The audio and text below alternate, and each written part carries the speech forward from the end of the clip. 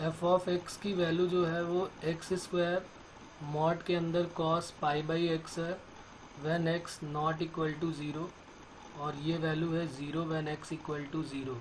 और हमको ये चेक करना था, check differentiability at x equal to zero and two. Zero और टू पे चेक करनी थी डिफरेंशिबिलिटी। तो ज़ीरो पे तो क्लियर है कि ज़ीरो पे क्या आने वाली है, चलो कर लेते हैं। पहले तो कंटिन्यूटी चेक करेंगे। कंटिन्यूटी चेक करेंगे तो साफ साफ समझ में आ रहा है कि ये कॉन्टीन्यूअस है, क्योंकि जीरो पे ये राइट हैंड और लेफ्ट हैंड ज़ीरो देगा और वैल्यू ऑफ द फंक्शन भी ज़ीरो पे ज़ीरो है। तो right hand limit left at x equal to zero की बात हो रही, पहले कंटिन्यूटी चेक कर रहा है। कंटिन्यूटी, वैसे तो उन्होंने डिफरेंशिबिलिटी के ऑप्शन दिए थे, तो कंटिन्यूअस तो होना ही होना है, फिर भी मैंने लिख दिया यहाँ पर कि ये कॉन्टीन्यूअस है। अब उसके बाद जरा differentiability at x equal to zero पे चेक करते हैं। तो जब हम राइट हैंड डेरिवेटिव लेंगे तो क्या आ जाएगा, limit h tending to zero f of zero plus h minus f of zero upon h. इसको ज़रा चेक करते हैं। Limit h tending to zero f of zero plus h के लिए यहाँ पर हमारे पास x not equal to zero पे ये फंक्शन ऊपर दिया हुआ ये वाला, तो इसी फंक्शन के बारे में हम बात करेंगे। तो एफ ऑफ एच आ जाएगा यहाँ पर, अगर मैं लिखना चाहूँ तो कुछ ऐसा आ जाएगा, ये F of H minus f of zero upon H. तो एफ ऑफ एच का मतलब क्या हुआ, एच स्क्वायर मॉड के अंदर cos of pi upon H. अभी मॉड को मैंने नहीं हटाया, अभी बाद में हटाते हैं। एफ ऑफ ज़ीरो पे तो ज़ीरो दे देगा और अपॉन में यहाँ मॉड हटाने की पहले वाले में ज़रूरत ही नहीं है। देखो कैसे, क्योंकि ये एच से एच कट हो जाएगा, और जैसे ही एच से एच कट होगा तो ये ज़ीरो इंटू एक एच तो मल्टीप्लाई में लिखा ही हुआ है, तो ज़ीरो इंटू कोई भी वैल्यू होगी तो वो वैल्यू क्या दे देगा, ज़ीरो। तो इसका मतलब राइट हैंड डेरिवेटिव की वैल्यू हमारी क्या आ जाएगी, ज़ीरो। उसके बाद जरा सेकेंड इसका लेफ्ट हैंड डेरिवेटिव निकाल लेते हैं। बिल्कुल डिट्टो सेम आने वाला है ये भी, बस फार्मूले में थोड़ा सा चेंज होगा। Zero minus h minus f of zero upon minus h. तो limit h tending to zero f of minus h में क्या करेंगे, माइनस एच का स्क्वायर कॉस के अंदर पाई अपॉन माइनस एच रख दिया मैंने, और minus f of zero zero हो गया अपॉन में माइनस एच। तो अब यहाँ पर एक एच से एक एच तो कट हो जाएगा। Limit h tending to zero h square mod के अंदर इसको एज इट इज़ रहने दो, क्योंकि उसकी ज़रूरत ही नहीं पड़ने वाली हमको। और यहाँ पे माइनस एच है, एच से एक एच कट हो गया, लेकिन जैसे ही मैंने यहाँ पे टेकिंग लिमिट लिया, टेकिंग लिमिट, तो एच की वैल्यू जैसे ही ज़ीरो यहाँ पुट करेंगे तो ज़ीरो इंटू कुछ भी आएगा, तो ये वैल्यू भी क्या आ गई, ज़ीरो। इसका मतलब लेफ्ट हैंड डेरिवेटिव और राइट हैंड डेरिवेटिव जो है वो दोनों इक्वल हो गए। इसका मतलब फंक्शन जो है वो डिफरेंशिबल हो गया at x equal to zero पर। ये तो कहानी, बात समझ में आ गई इसकी कहानी। उसके बाद ज़रा दूसरे की बात करते हैं। एक्स इक्वल टू टू के लिए हमें क्या चेंजेस करने पड़ेंगे अपने फंक्शन में, वो देख लेते हैं ज़रा। Second at x equal to two पे चेक करने जा रहे हैं, तो ज़रा फंक्शन को पहले थोड़ा देखते हैं। तो हमारे पास फंक्शन के नाम पे एक ये लिखा हुआ है कॉस पाई अपॉन एक्स का मॉडुलस। इसको ज़रा पहले ब्रेक करते हैं। तो ये मॉड की प्रॉपर्टी सेम लगा देते हैं कि मॉड एक्स एक्स होता है जब एक्स जो है वो लेस देन ज़ीरो। तो mod cos pi minus cos, यहाँ पर एक कॉस पाई बाई एक्स है, तो ये प्लस का कब देगा कॉस, जब उसका एंगल थीटा क्या होगा, यहाँ पर ये थीटा का काम कर रहा है। कॉस थीटा पॉजिटिव कब आएगा, जब थीटा जो है वो लेस देन क्या हो, पाई बाई टू हो। और माइनस का कब आएगा, जब थीटा जो है वो क्या हो, पाई अपॉन एक्स क्या हो, greater than pi by two. मतलब 90 डिग्री से आगे जब निकल जाएगा, सेकेंड क्वाड्रेंट में आ जाएगा, तो ये नेगेटिव वैल्यू दे देगा। और जब फर्स्ट क्वाड्रेंट में यानी 90 से कम रहेगा तो ये पॉजिटिव वैल्यू दे देगा। सीधी सी बात है, इसमें कोई बहुत बड़ा काम नहीं है।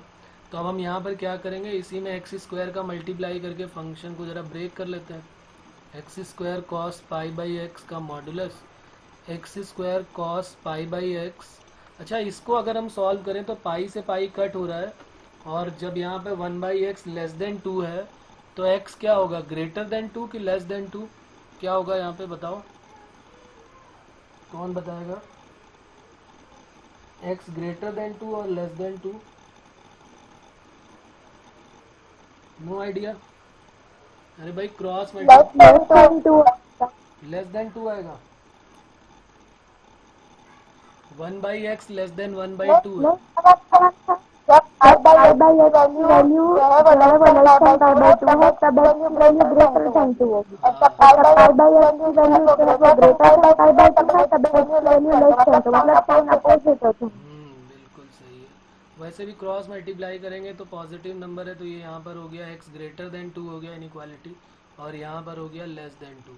और सीधी सीधी बात भी समझ सकते हो कि अगर x की वैल्यू तुम 2 से बड़ी पुट करोगे, अगर यहाँ पे अपॉन में, यहाँ पर की बात कर रहा हूँ जहाँ डार्क कर रहा हूँ, अगर यहाँ पर हम लोग x की वैल्यू 2 से बड़ी रखेंगे तो पाई अपॉन 2 से बड़ा आएगा, तो पाई के अपॉन में 2 से बड़ा आएगा तो एंगल जो है वो फर्स्ट क्वाड्रेंट में ही रहेगा, तो इसका मतलब वो पॉजिटिव रहेगा। और जब x की वैल्यू 2 से कम होगी तो पाई के अपॉन में जब 2 से कम रखेंगे तो वैल्यू 90 से बड़ी आने वाली है, तो वो सेकेंड क्वाड्रेंट में निकल जाएगा, और जैसे ही सेकेंड क्वाड्रेंट में निकला तो वैल्यू क्या हो जाएगी, सेकेंड क्वाड्रेंट में जाते ही वैल्यू निगेटिव हो जाएगी।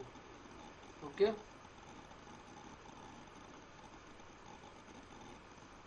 अब उसके बाद आगे बात करते हैं नेक्स्ट, इसमें आगे क्या करेंगे। अब राइट हैंड डेरिवेटिव और लेफ्ट हैंड डेरिवेटिव दोनों निकाल देते हैं। तो राइट हैंड डेरिवेटिव जब निकालेंगे यहाँ पर,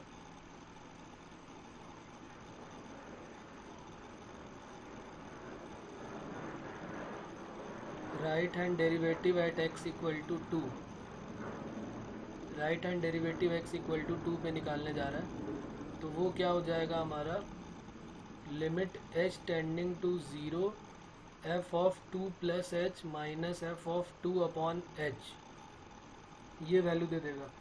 और limit h tending to 0 f of 2 plus h, यानी 2 से बड़े के लिए फंक्शन कौन सा है, ये लिखा हुआ है कि 2 से बड़े के लिए हमको फंक्शन x ग्रेटर देन 2 के लिए प्लस वाला लेना है, तो हमने यहाँ पर ले लिया एक्स स्क्वायर की जगह हो जाएगा 2 प्लस एच का whole square cos of pi upon 2 plus h minus f of 2 कैसे निकलेगा, x की जगह पे 2 पुट कर देते हैं, तो x की जगह पे 2 पुट करेंगे तो क्या बन जाएगा 2 स्क्वायर कॉस पाई अपॉन 2। अब इसमें किसी में भी पुट करेंगे कॉस 90 आएगा ही आएगा, तो वो ज़ीरो होने ही वाला है, चाहे हम पहले वाले में पुट करें या दूसरे में पुट करें कोई प्रॉब्लम नहीं है। x इक्वल टू 2 के लिए दोनों में भी देखेंगे तो दोनों में ज़ीरो ही आने वाला है, तो इसलिए कंफ्यूज होने की ज़रूरत नहीं कि एफ ऑफ 2 कौन देगा, कोई भी दे सकता है। और यहाँ पे अपॉन में h आ गया। अब यहाँ पर वैल्यू क्या आ जाएगी, देखो लिमिट h टेंडिंग टू 0, ये हो गया 2 प्लस एच का होल स्क्वायर।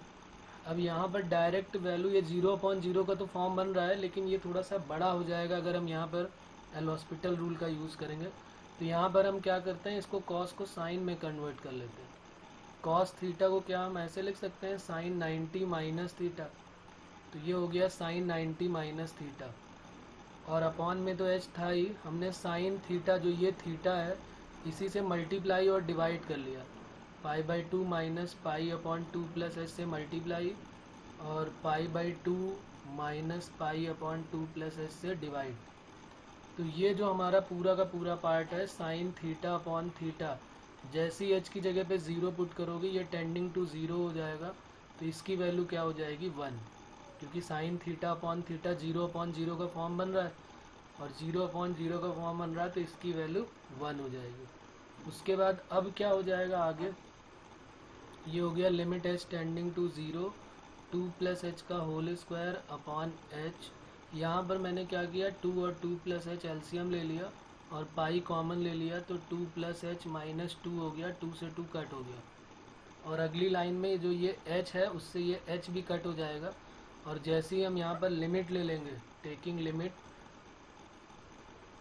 जैसे ही हमने यहाँ पे लिमिट ले लिया, h को अगली लाइन में कट कर देंगे, तो लिमिट लेने के बाद ऊपर 4 आ जाएगा, इसकी वजह से 4 आ जाएगा, यहाँ पाई आ जाएगा, और अपॉन में भी 2 2 जा कितना आ जाएगा 4, यानी कि इसकी जो वैल्यू राइट हैंड डेरिवेटिव की है वो वैल्यू आ जाएगी पाई। तो राइट हैंड डेरिवेटिव हमारा पाई आ जाएगा। अब उसके बाद ज़रा लेफ्ट हैंड डेरिवेटिव की बात करते हैं। लेफ्ट हैंड के लिए माइनस का लेना है, तो ये ले लिया मैंने लेफ्ट हैंड डेरिवेटिव, और यहाँ पर हो गया limit h tending to 0 f of 2 minus h minus f of 2 upon minus h. तो अब यहाँ पर लिमिट एज टेंडिंग टू 0, 2 से कम के लिए क्या है, माइनस का है एक्स स्क्वायर और cos of pi upon x की जगह पे 2 माइनस एच है, माइनस एफ ऑफ 2 फिर 0 हो जाएगा और अपॉन में माइनस एच है, तो ये एच से एच माइनस से माइनस कट हो गया और फिर पूरी वैल्यू वहाँ पर क्या करेंगे, यहाँ पर लिमिट एज टेंडिंग टू 0, फिर इसी को जो है वही काम जो हमने अभी पहले किया था, कॉस को लिख लेते हैं sine 90 minus theta, sine 90 minus 2 minus h, और जिससे मल्टीप्लाई किया है उसी से डिवाइड कर देंगे,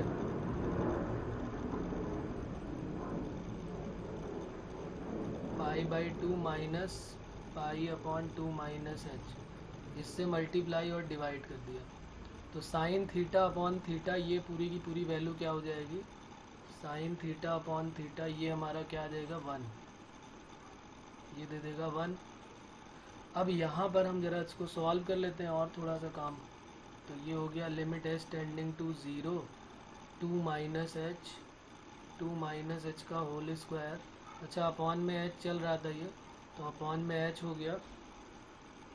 और अब यहाँ पर ज़रा 2 और 2 माइनस एच एलसीएम ले लेते हैं, तो यहाँ पर पाई कॉमन ले लेंगे तो 2 माइनस एच माइनस 2 आ जाएगा, 2 से 2 कट हो गया, तो ये हो गया लिमिट एच टेंडिंग टू 0।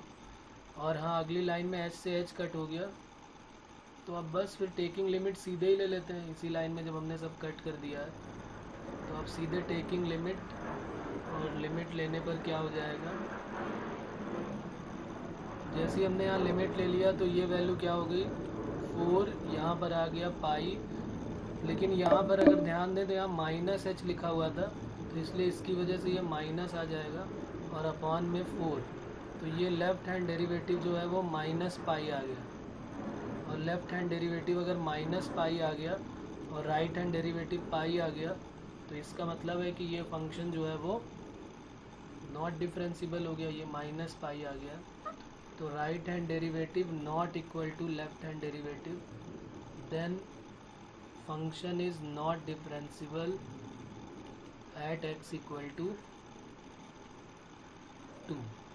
तो ये जो है x इक्वल टू 2 पर नॉट डिफरेंशिबल है और x इक्वल टू 0 पर डिफरेंशिबल था। अब बताओ बच्चों इसमें कोई प्रॉब्लम है क्या, इसमें कहीं पर कुछ पूछना है तो बोलो।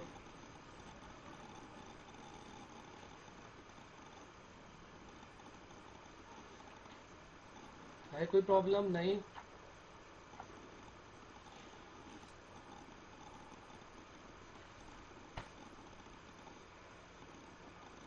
चलो तो फिर ठीक है, अगर नहीं है तो फिर आगे दूसरा काम करते हैं। दूसरा एक क्वेश्चन और था, उसके बारे में बात कर लेते हैं। जो नेक्स्ट क्वेश्चन था उसमें क्या प्रॉब्लम था उसको भी लिख लेते हैं। जरा वैल्यू ब्रेक करते हैं हर एक फंक्शन में। अच्छा इसके बारे में थोड़ी बात कर लेते हैं। ये जो फ्रैक्शनल पार्ट ऑफ एक्स था इसको ज़रा थोड़ा और सही से लिख देते हैं। ये जो वैल्यू है ये किसी का परफेक्ट स्क्वायर है, तो मॉड हटेगा तो ये परफेक्ट स्क्वायर के साथ आ जाएगा, ये मतलब मॉड के साथ आ जाएगा, परफेक्ट स्क्वायर हटेगा तो 2x माइनस 3 का स्क्वायर है ना ये। और ये जो दूसरी वाली वैल्यू है इसको एज इट इज़ लिख देते हैं cos pi by 2 mod x और minus fractional part of x। थोड़ा फ्रैक्शनल पार्ट ऑफ x के बारे में बात कर लेते हैं। फ्रैक्शनल पार्ट ऑफ x के बारे में क्या बात करनी है हमको कि ये जो है वैल्यू क्या क्या देता है। यहाँ पर हमारे पास जो दिया हुआ है वो x ग्रेटर देन 1 के लिए है, ये x ग्रेटर देन और इक्वल टू 1 के लिए है, ये लेस देन 1 के लिए है। फ्रैक्शनल पार्ट ऑफ x के बारे में क्या बात करनी थी कि ये जो फ्रैक्शनल पार्ट ऑफ x का ग्राफ होता है ये कुछ इस टाइप का होता है ना, ये इस टाइप से यहाँ जाएगा, फिर यहाँ से होने के बाद इधर आता है, क्योंकि हमें -1 से लेकर 0 तक में देखना है। -1 0 -1 0 1 और ये हमारा हो गया 2। तो ये जो वैल्यू देता है ये y इक्वल टू एक्स होता है, ये x का ग्राफ होता है। ये जो वैल्यू देता है ये x प्लस 1 होता है। और ये फ्रैक्शनल पार्ट ऑफ x -1 से जब 0 से 1 के बीच में होगा तो x देगा, और जब 1 से 2 के बीच में होता है तो x -1 देता है। ये हम डायरेक्ट वैल्यू अभी पुट करेंगे यहाँ पर। अब जरा एक चीज़ और ध्यान देनी पड़ेगी कि 2x माइनस 3 भी कहाँ पर ब्रेक होगा, जहाँ पर x की वैल्यू 3/2 आएगी। इन सारे पॉइंट्स का हमको ध्यान रखना पड़ेगा। और हमें जो इंटरवल लेना है वो लेना है x बिलोंग्स टू -1 से 2 के मिड में। तो -1 से 2 के मिड में क्या क्या मिलने वाला है वो देखते हैं। -1 से 2 के मिड में, तो इसको एक बार फिर ब्रेक करते हैं और सारे पार्ट को ब्रेक करते हैं। यहाँ पर पहले ले लेते हैं -1 से 0, -1 से x की वैल्यू 0 के मिड में। अब -1 से 0 के मिड में कौन सा लेंगे, -1 से 0 के बीच में कौन सा लेंगे, फर्स्ट वाले को लेंगे कि सेकंड वाले को लेंगे। तो ये दिख रहा हमको कि x लेस देन 1 वाले में ही तो लेंगे, -1 से 0 के बीच में। तो ये वाले फंक्शन को हमें ध्यान से देखना है। तो cos π/2 तो आएगा ही आएगा, तो cos π/2 लिख दिया हमने, cos π/2। अंदर क्या आएगा, mod x है और minus fractional part of x है। यहाँ पर लिखा है mod x और minus fractional part of x।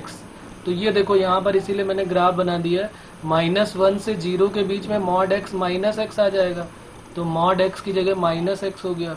और minus fractional part of x -1 से 0 के बीच में क्या देता है, ये लिखा हुआ है -1 से 0 के बीच में fractional part of x plus 1।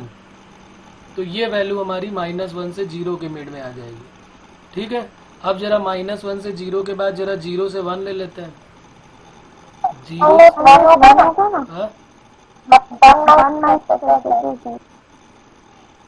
कहाँ पर बेटा,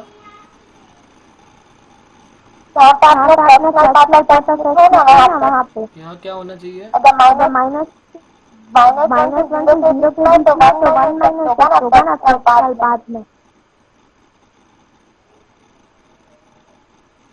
नहीं ये देखो यहाँ पर जो ये फ्रैक्शनल पार्ट ऑफ x का ग्राफ बना हुआ है, ये बात क्लियर है ना।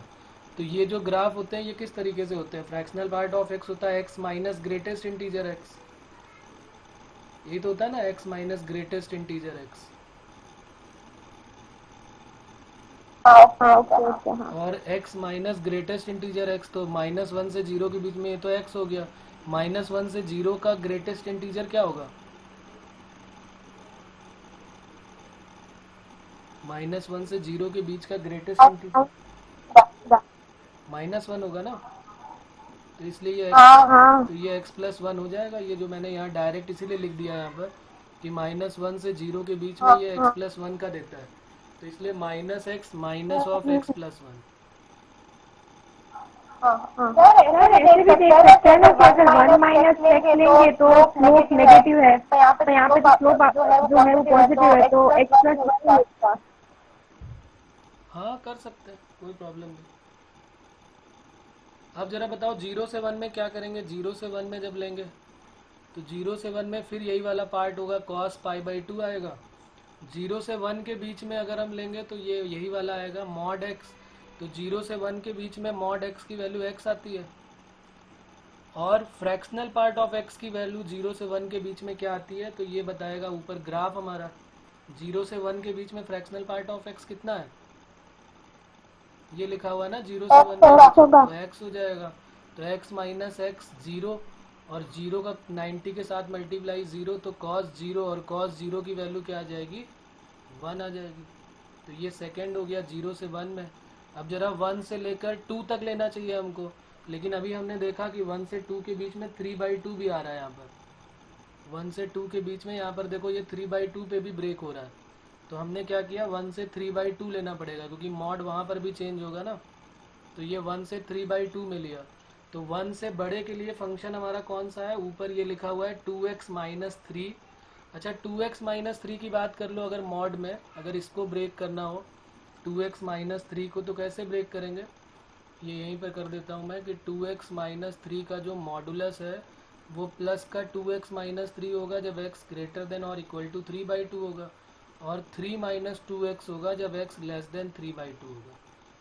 तो अब जरा यहाँ पर बताओ कि 2 से यहाँ पर 3/2 के बीच में ले रहे हैं, 1 से 3/2 के बीच में। तो अब हम जब यहाँ पर 2x माइनस 3 का मॉडुलस हटाएंगे 3/2 से कम के लिए, तो मॉड हटेगा तो माइनस आ जाएगा ना यहाँ पे। तो यहाँ पर क्या आ जाएगा, 3 माइनस 2x। ये बात क्लियर हो रही ना, इसकी वैल्यू तो 3 माइनस 2x हो जाएगी। अब बचा fractional part of x। Fractional part of x की वैल्यू क्या होगी, 1 से 3/2 के बीच में। ये लिखा हुआ है, ये 1 है और यहाँ पर 3/2 है, तो 1 से 3/2 के बीच में फ्रैक्शनल पार्ट ऑफ x की वैल्यू कितनी है, x माइनस 1। 3/2 से कम के लिए फ्रैक्शनल पार्ट ऑफ x की वैल्यू x माइनस 1 ही आएगी ना। और 2x माइनस 3 को 3 माइनस 2x लिखेंगे जब मॉड हटेगा तो, क्योंकि यहाँ पर हमें दिखाई दे रहा है कि ये वैल्यू जो है 3/2 से कम है, तो मॉड हटेगा तो नेगेटिव साइन के साथ आएगा। तो ये 3/2 से कम के लिए हो गया। फिर 3/2 से ज़रा 2 के लिए ले लेते हैं, 3/2 से 2 के लिए। तो 3/2 से 2 के लिए जब लोगे तो क्या आ जाएगा बताओ। 3/2 से बड़े के लिए जब ले रहे हो तो क्या आने वाला है। अच्छा इक्वल मत लो यहाँ पे, क्योंकि इक्वल ले लोगे तब तो ये फिर 0 होने लगेगा। हम 3/2 पे यहाँ पे हटा देते हैं, ये 3/2 से 2 के लिए। तो ये जो 3 माइनस 2x था, ये 2x माइनस 3 हो गया। और आगे कितना आ जाएगा यहाँ पर, फ्रैक्शनल पार्ट ऑफ x अभी भी 3/2 से 2 के बीच में हम क्या लेंगे, ये लिखा हुआ है 3/2 से 2 के बीच में, अभी भी 3/2 से 2 के बीच में फ्रैक्शनल पार्ट ऑफ x अभी भी x माइनस 1 ही आने वाला है, ये यहाँ पर हमको दिख रहा है। तो अब हम क्या करेंगे, यहाँ पर लिख लेते हैं वैल्यू, इसकी वैल्यू आ जाएगी x माइनस 1। और फिर अब क्या बचा, x इक्वल टू 2 पर। तो x इक्वल टू 2 जब ले लोगे तो x इक्वल टू 2 पे कौन बताएगा क्या वैल्यू आएगी इस फंक्शन में। जब हम x की वैल्यू 2 ले लेंगे तो क्या आएगा, बोलो x इक्वल टू 2 पे क्या देगा ये, बोलो किसी को क्लियर हो रहा है x इक्वल टू 2 पे क्या देने वाला है ये। नहीं, अरे भाई x इक्वल टू 2 होगा, कितना, 0 होगा। हाँ बिल्कुल सही है, 0 होगा, क्योंकि 2 पर फ्रैक्शनल पार्ट ऑफ x, ये जो फ्रैक्शनल पार्ट ऑफ x है, जब यहाँ पर 2 रखोगे तो ये वैल्यू क्या दे देगा, 0। फ्रैक्शनल पार्ट ऑफ x 2 पे 0 देने वाला है, तो ये वैल्यू 0 दे देगा। तो ये हमारा कुल मिला के फंक्शन ब्रेक होके इतना छोटा सा बन जाएगा, 5 पार्ट में बन जाएगा। अब हम इसको 0 पे, 1 पे, 3/2 पे और 2 पे चेक कर लेंगे कि कहाँ पर डिफरेंशिबल है, कहाँ पर नहीं डिफरेंशिबल है। बस कंटिन्यूटी चेक करते जाओ तो डिफरेंशिबिलिटी अपने आप चेक हो जाएगी। तो जैसे पहले हम x इक्वल टू 0 पे चेक करते हैं, तो पहले कंटिन्यूटी चेक कर रहे हैं, continuity at x equal to 0। तो x इक्वल टू 0 पे कंटिन्यूस है क्या ये, देखो x इक्वल टू 0 पे, तो 0 के पहले और 0 के बाद और 0 के इक्वल में, तो लेफ्ट हैंड लिमिट क्या मिलेगी यहाँ पे, लेफ्ट हैंड लिमिट 0 से पहले के लिए ये वाला फंक्शन दिख रहा है। जब हम यहाँ 0 रखेंगे तो ये 0 हो जाएगा, ये 0 हो गया तो सिर्फ माइनस का 1, कॉस माइनस, यहाँ पर ये आ जाएगा ना कॉस माइनस थीटा, तो कॉस थीटा हो जाएगा। तो कॉस ये कितना बनने वाला है लेफ्ट हैंड लिमिट बताओ यहाँ पे, जब x की जगह पे 0 पुट कर दोगे तो कॉस 0, बताओ कंटिन्यूटी बताओ इसकी, left hand limit x equal to 0 पे क्या देगा, लेफ्ट हैंड लिमिट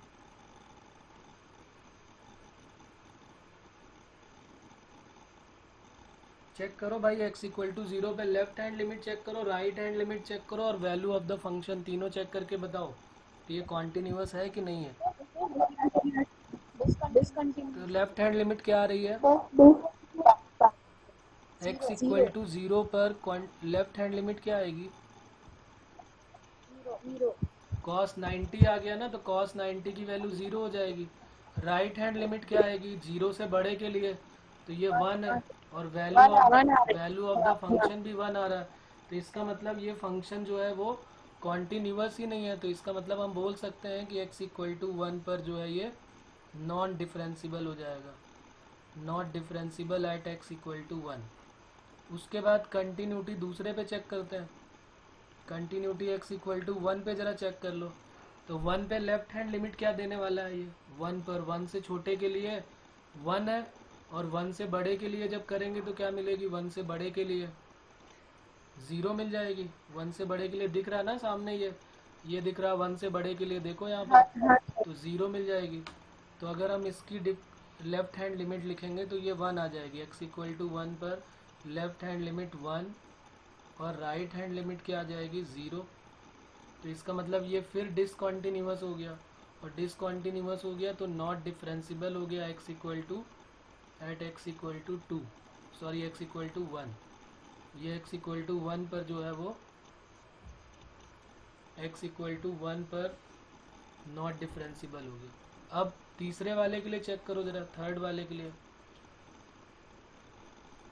अब इसका x इक्वल टू 3/2 पे चेक कर दो, कंटिन्यूटी चेक करो 3/2 पर, continuity at x equal to 3/2 पे चेक करो तो राइट हैंड लिमिट और लेफ्ट हैंड लिमिट क्या आने वाली है, और वैल्यू ऑफ द फंक्शन क्या आएगा जरा चेक करो। कंटिन्यूअस आ रहा है। कंटिन्यूअस आ रहा है। राइट हैंड लिमिट निकालो, लेफ्ट हैंड लिमिट निकालो, तो ये दोनों की दोनों क्या आ रही हैं? अरे भाई सीधे जैसे ही 3/2 रखोगे तो 3 - 2x 0 हो जाएगा, और वैल्यू ऑफ द फंक्शन किसी में भी रख दो तो वो भी 0 ही आने वाला है। तो इसका मतलब ये 3/2 पे वैल्यू ऑफ द फंक्शन भी 0 आएगा। तो ये कॉन्टिन्यूअस तो हो गया 3/2 पर, function is continuous at x equal to 3/2। अब हमें इसकी डिफरेंशिबिलिटी और चेक करनी है, तो राइट हैंड डेरिवेटिव निकालेंगे, तो d/dx राइट वाले को डिफरेंशिएट कर देंगे, और एट x इक्वल टू कितना पुट कर देंगे, 3/2 बाद में पुट कर देंगे। तो राइट हैंड डेरिवेटिव के लिए कौन सा होगा, 3/2 से बड़ा, यानी कि वो क्या है, ये लिखा है 3/2 से बड़े के लिए 2x - 3 और x - 1।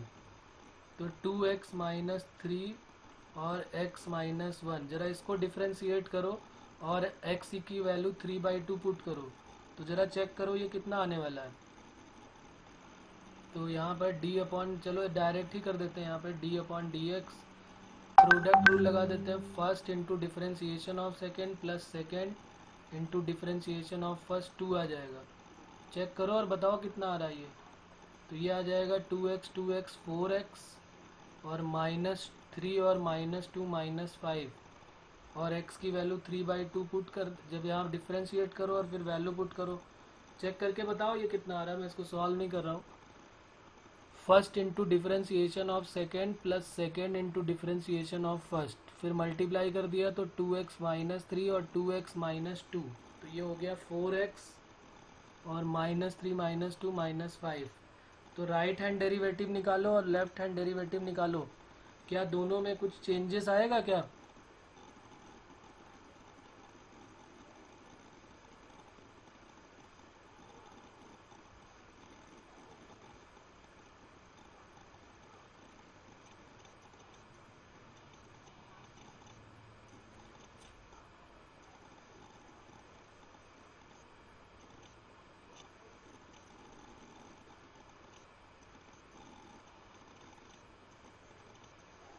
आ रहा है कोई चेंजेस बच्चों कि नहीं आ रहा है?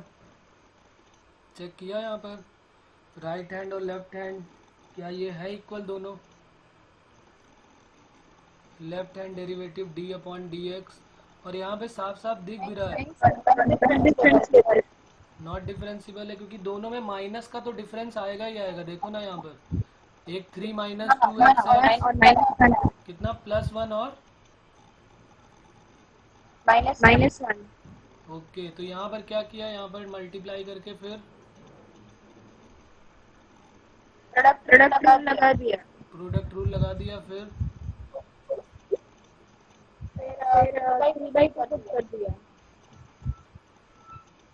अच्छा यहाँ पर वैल्यू यहाँ पर डिफरेंशिएट कर चुके हैं ना हम, तो ये अब यहाँ से हटा देते हैं, x की वैल्यू 3/2 यहाँ पुट कर दो, तो x की वैल्यू 3/2 पुट कर दिया, तो 4 × 3/2, 4 × 3/2 -5, तो 4 6 -5 1 आ गया, और इसको जब कर रहे होंगे तो -1 आ जाएगा। तो right hand derivative not equal to left hand derivative, तो इसका मतलब 3/2 पे कॉन्टिन्यूअस तो था, लेकिन at x equal to 3/2 function is not differentiable, function जो है वो डिफरेंशिबल नहीं है यहाँ पर। उसके बाद अच्छा x इक्वल टू 2 पे क्या चेक करें कि ना चेक करें, बताओ कौन बताएगा? दिशा तुमने x इक्वल टू 2 पे चेक नहीं किया ना, कि चेक किया है दिशा? नहीं सर, हाँ नहीं सर, पैसे ही पता चल जाएगा। हाँ कि और मैंने तो ग्राफ से कर दिया था। अच्छा ग्राफ से प्लॉट कर दिया था, हाँ चलेगा, उससे भी चलेगा। तो 2 पर डिफरेंशिबल है कि नहीं है?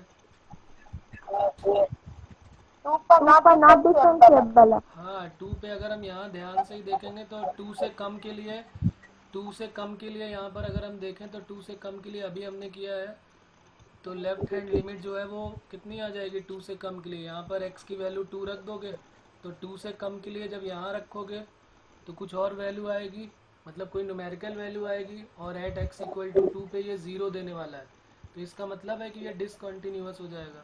तो एट x इक्वल टू 2 पर भी चेक कर लेते हैं, और इसमें जो है वो लेफ्ट हैंड लिमिट जो है वो आ जाएगी, कितनी आ जाएगी?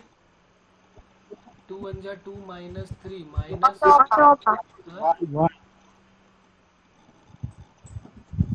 2 2 जा 4 माइनस 3 1, तो ये 1 आ जाएगी लेफ्ट हैंड लिमिट। तो लेफ्ट हैंड लिमिट आ गई 2 इंटू 2 माइनस 3 इंटू 2 माइनस 1, तो ये वैल्यू आ गई 1। और राइट हैंड लिमिट जो है वो पता नहीं हमको, लेकिन जो value of the function x equal to 2 पर है वो 0 है। तो इसी से हमको आइडिया हो गया है कि ये फंक्शन जो है वो डिसकंटिन्यूअस है, और अगर डिसकंटिन्यूअस है तो नॉट डिफरेंशिएबल हो जाएगा एट x इक्वल टू 2 पर। तो ये कहानी इसकी हो जाएगी कंटिन्यूटी और डिफरेंशिएबिलिटी की। चलो एक क्वेश्चन और देखो, आज में इसको सॉल्व करना और फिर बताना इसके बारे में भी, इसको भी लिख लो, ये भी होमवर्क है तुम्हारा।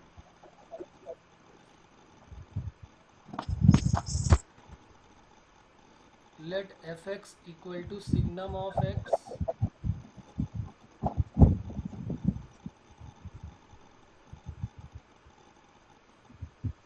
let f of x equal to signum of x, g of x equal to x into 1 minus x square.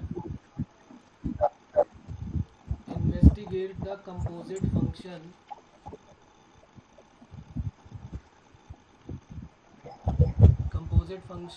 की वैल्यू निकालनी। Investigate the composite function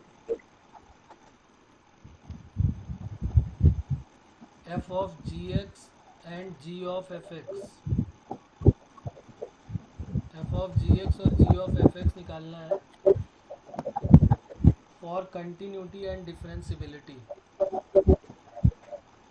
for continuity and differentiability.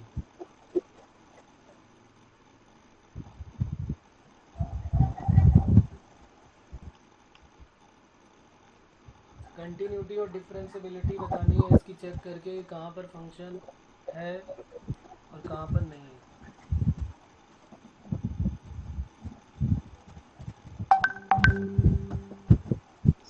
ठीक है बच्चों, या अभी अगर है तो अभी करना चाहो तो अभी करो।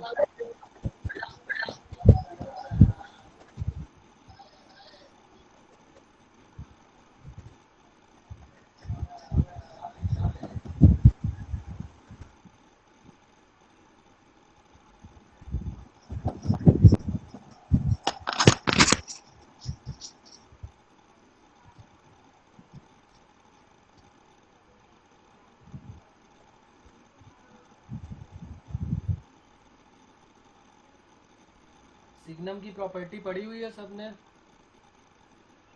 वैसे तो 11th में भी सिग्नम ऑफ x था कि हमें पता था कि सिग्नम की वैल्यू 3 ही मिलती हैं, 1 0 और -1, और उसी पे हमको चेक करना है कि सिग्नम की अगर कोई पॉजिटिव वैल्यू आएगी, अगर सिग्नम को कोई इनपुट पॉजिटिव देंगे तो सिग्नम की वैल्यू 1 आएगी, अगर सिग्नम को कोई नेगेटिव नंबर देंगे, इनपुट अगर नेगेटिव देंगे तो वैल्यू -1 आएगी, और 0 पर सिग्नम की वैल्यू 0 होती है। तो हमको f ऑफ gx और g ऑफ fx बताना है, और ये बताना है कि कहाँ पर ये कॉन्टिन्यूअस है और कहाँ पर नहीं है।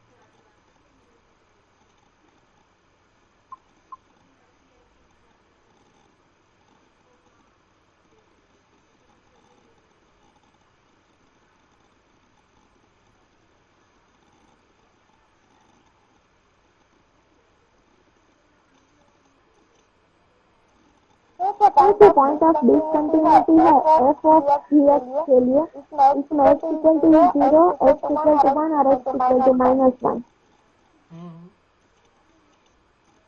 यहाँ पे जो फंक्शन है वो कंटिन्यूअस नहीं है और डिफरेंशिएबल भी नहीं है, मतलब -1 0 और 1 पे। हाँ f of gx के लिए। हाँ बिल्कुल सही है, सही है।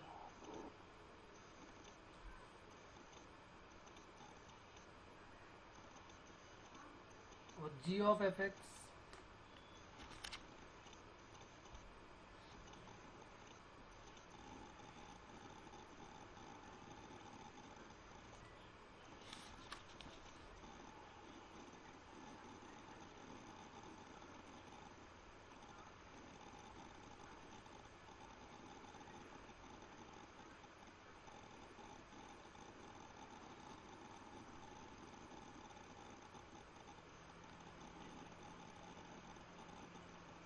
बाकी लोगों को समझ में आ रहा है भाई ये क्या कह रहे हैं। एफ ऑफ जी एक्स जैसे हमें निकालना है तो पहले तो हम एफ ऑफ जी एक्स निकाल देते हैं।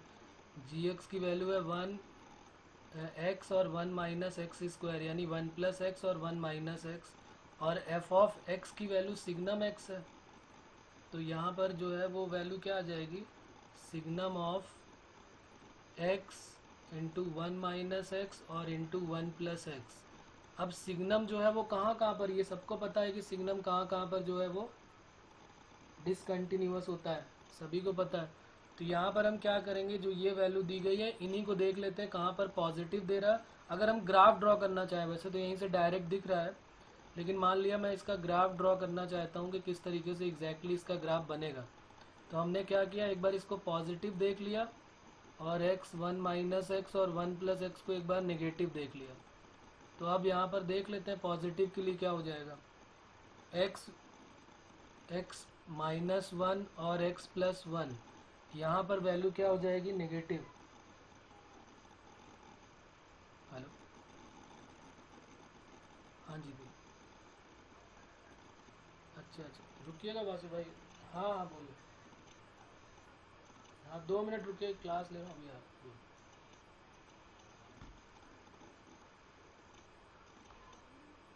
तो यहाँ पर एक्स प्लस 1 और एक्स माइनस 1 में 1 और माइनस 1 हमारे पास आ गया, प्लस माइनस प्लस और प्लस इन्फिनिटी और ये माइनस इन्फिनिटी। तो अब यहाँ पर क्या हो जाएगा, प्लस इन्फिनिटी और माइनस इन्फिनिटी के लिए अगर हम देखें तो एक्स की वैल्यू पॉजिटिव कहाँ मिलने वाली है, एक्स की वैल्यू पॉजिटिव मिलेगी माइनस इन्फिनिटी से -1 और यूनियन, अच्छा यहाँ पर एक ज़ीरो भी लेना पड़ेगा हमको, एक मिनट डिस्टर्ब कर दिया उन्होंने, प्लस माइनस प्लस और ये हो जाएगा माइनस। ठीक है, तो अगर हमें x की वैल्यू हमें क्या देखनी है यहाँ पर पॉजिटिव, तो ये यहाँ पर अब ये जो है ये बता रहा है कि नेगेटिव कहाँ कहाँ पर होगी। तो नेगेटिव के लिए हमको कहाँ कहाँ जाना पड़ेगा, देखो ये माइनस इन्फिनिटी से -1 और दूसरा कहाँ पर हो जाएगा 0 to 1 ना, 0 से 1 में ये नेगेटिव दिख रहा है 0 से 1 में, तो ये 0 से 1 में ये तो हमेशा पॉजिटिव के लिए देख लिया हमने, ये यहाँ पर वैल्यू जो है वो पॉजिटिव देने वाला है। और दूसरा अगर इसी का उल्टा अगर यहाँ पर देख लें कि नेगेटिव कहाँ पर देगा ये फंक्शन, तो वो उसका उल्टा हो जाएगा x बिलोंग्स टू -1 से 0 और यूनियन 1 to इन्फिनिटी। अब सिग्नम को जब हम पॉजिटिव देंगे तो सिग्नम 1 देगा, और जब सिग्नम को नेगेटिव देंगे तो वैल्यू जो है वो -1 देगा। तो इसका ज़रा ग्राफ ड्रॉ कर लेते हैं, इसका ग्राफ कैसे ड्रॉ करेंगे वो देखते हैं। हमने किया होगा सिग्नम के क्वेश्चंस, तो उसमें ऐसे ही रहता है, सिग्नम में इस तरीके से ही करते हैं। देखो जैसे ये हमारे पास दिया हुआ है, हमने x एक्सिस और y एक्सिस ले लिया,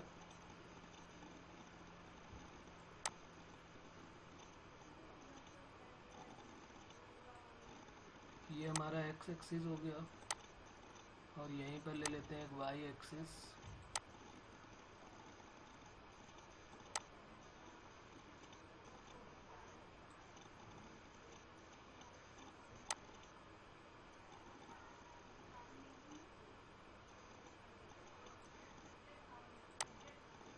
तो देखो यहाँ पर अब हम क्या ले लेते हैं, -1 0 और 1 ले लेते हैं, ये यहाँ पर ले लेते हैं 0, यहाँ पर 1 और यहाँ पर -1, ये हो गया 1 और यहाँ पर -1।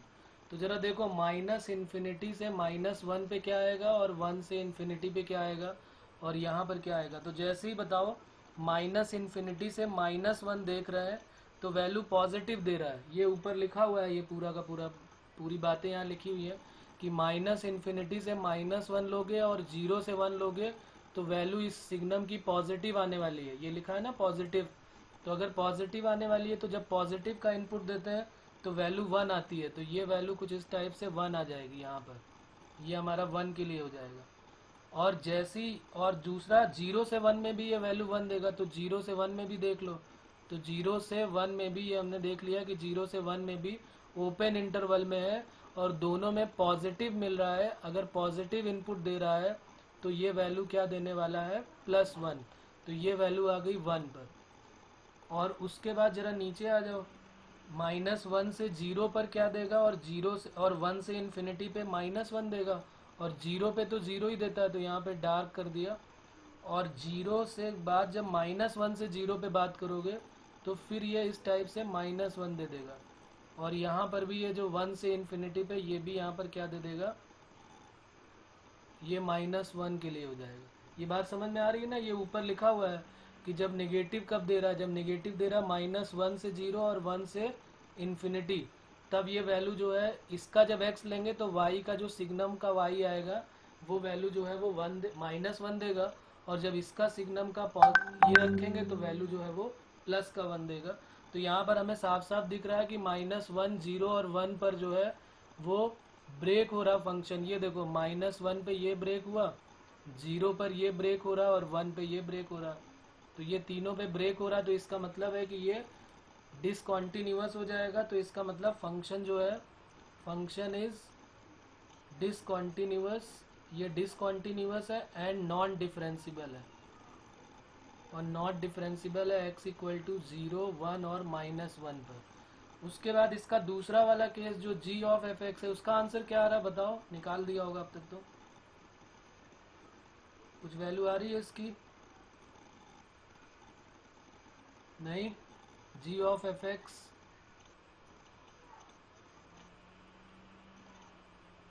g ऑफ f(x) की वैल्यू क्या आ रही है बच्चों?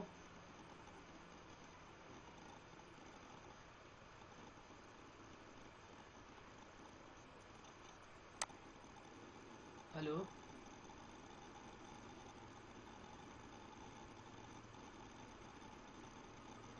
g ऑफ f(x) की वैल्यू क्या आ रही है बताओ।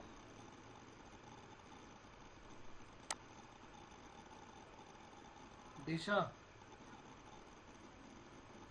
Signum of x into 1 - signum x का स्क्वायर। लेकिन अगर कुछ भी वैल्यू रखे, जैसे x की वैल्यू कोई >0 या फिर =0 या <0 रखे, हमेशा वैल्यू 0 ही देगा। तो कंटिन्यूअस और डिफरेंशिएबल सारे पॉइंट्स पे।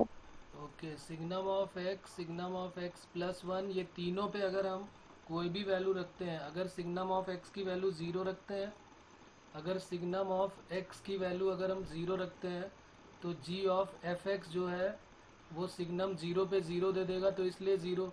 सिग्नम ऑफ x की वैल्यू अगर मैं 1 रखता हूँ तो भी ये g ऑफ f(x) जब यहाँ पर रखेंगे तो भी ये 0 देगा, क्योंकि यहाँ पर ये 0 दे देगा, ये वाला पार्ट। और सिग्नम ऑफ x की वैल्यू अगर मैं -1 रखता हूँ तो भी g ऑफ f(x) की वैल्यू ये 0 दे देगा इसकी वजह से। तो इसका मतलब ये तीनों पे 0 दे रहा है। तो इसका मतलब ये क्या हो गया, ये एक लाइन बन जाएगी y = 0, बार बार y की वैल्यू 0 आएगी। और अगर y की वैल्यू 0 आ गई, इसका मतलब this is continuous and differentiable for all x। ये हर एक के लिए डिफरेंशिबल हो गया और कॉन्टिन्यूअस हो गया। ठीक है बच्चों।